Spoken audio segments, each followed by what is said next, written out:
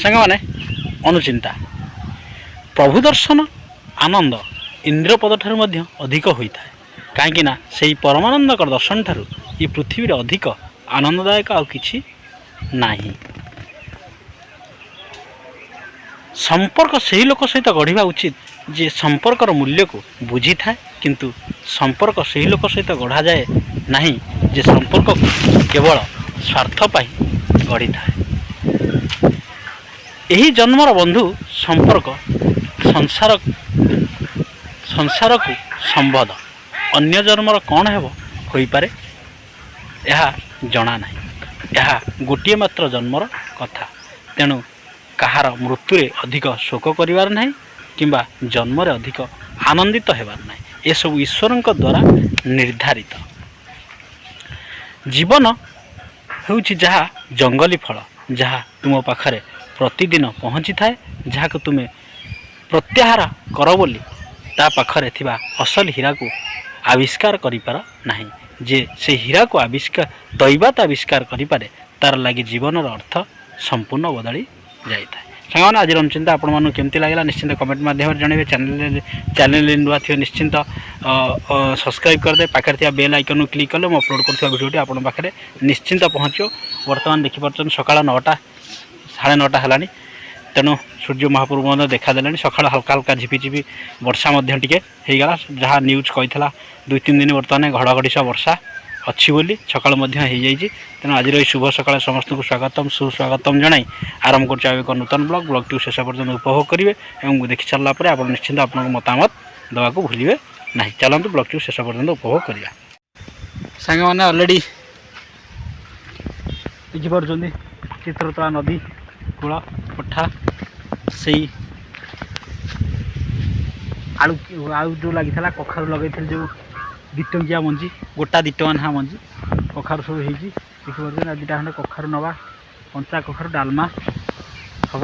ଆପଣମାନେ ଜାଣିଛନ୍ତି ଆମେ ହେଉଛି ଶୁଦ୍ଧ ଶାକାହାରୀ, ଆମର ଡାଲମା ପ୍ରିୟ। ତେଣୁ ଡାଲମା ପାଇଁ କଖାରୁ 2ଟା ଖଣ୍ଡେ ନେବା ବୋଲି ଭାବୁଛି। ପାକଳ ହେଇଛି ନାହିଁ ଦେଖିବା କେମିତି କଖାରୁ ହେଇଛି। ଆପଣମାନେ ଦେଖ, କଖାରୁ ପ୍ରତି ଗଣ୍ଠିରେ କଖାରୁ ହେଇଛି, ପ୍ରତି ଗଣ୍ଠିରେ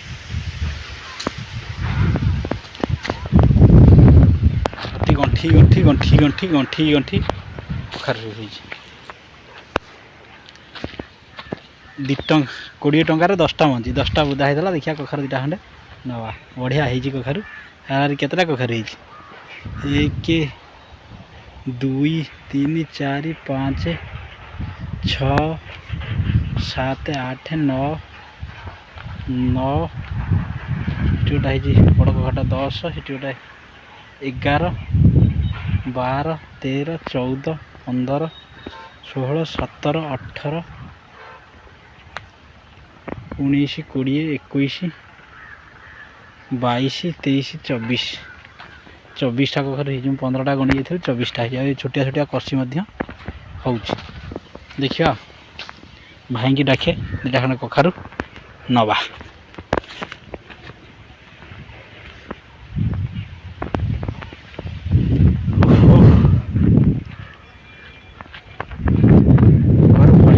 ସାଂଘାତିକ ପିଆଜ ବଢ଼ିଆ ସେ ପାକଳ ହେଇଛି ନାଇଁ? এটা কি পিঁয়াজ কহନ୍ତି? ପାକଳ ହେଇନି ନା? ଗଛ ମରିଗଲା ନା? ହଁ ହଁ ହଁ ହଁ।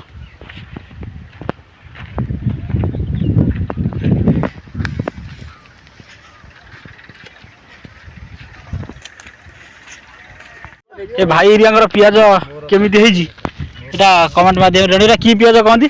ତେଣୁ ଏ ଭାଇମାନେ ସବୁ ଜୀବନ ମଝି ଯେଉଁ ଭାଇଟା ବହିଛନ୍ତି ଦେଖିପାରୁଛନ୍ତି, ମାନେ ଆକ୍ଚୁଆଲି ସେ କଲେକ୍ଟରଙ୍କ ତଳଟା ହେବା କଥା। ଦୁର୍ଭାଗ୍ୟବଶତଃ ସେ କ'ଣ ଚାଷୀ ହେଇଯାଇଛନ୍ତି। ଜୀବନ କାଳ ଭିତରେ ତ ବିଲ ଦେଖିଦେବେ କି ନାହିଁ। ତେଣୁ ବର୍ତ୍ତମାନ ସେ ବର୍ଷ ପିଆଜ କରିଥିଲେ, ଯେଉଁ ପିଆଜ ଯାହା ଫଳିଛି ଜାଣିଥିବ ଯେଭଳିଆ ହେଇଛି। ତେଣୁ ପିଆଜ ଯାହା ଫଳିଛି ଜାଣିଥିବ, ପିଆଜ ଭଲ ହେଇଛି, ଏକରକମ ଭଲ ହେଇଛି। ଏମିତିକି ଆଉ ଗଛ ମରିଗଲା ନା କ'ଣ?